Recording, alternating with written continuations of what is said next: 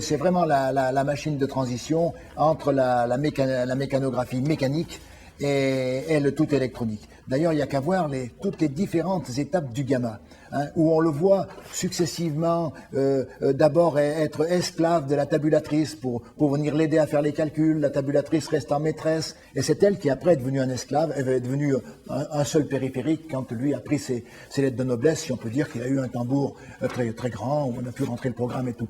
Donc c'est l'époque charnière. Mais c'est l'époque charnière pour autre chose aussi. Moi, je me rappelle en 1960, il arrivait que sur le gamma, on affine certains calculs qui étaient faits sur le calculateur analogique. Parce que le calculateur analogique, qui était dans les mêmes bâtiments, servait à résoudre un certain nombre d'équations différentielles et tout.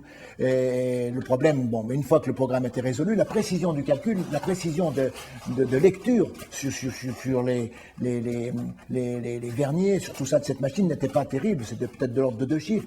Souvent, on reprenait par des méthodes itératives un certain nombre de ces équations différentielles sur le gamma pour obtenir plus de précision.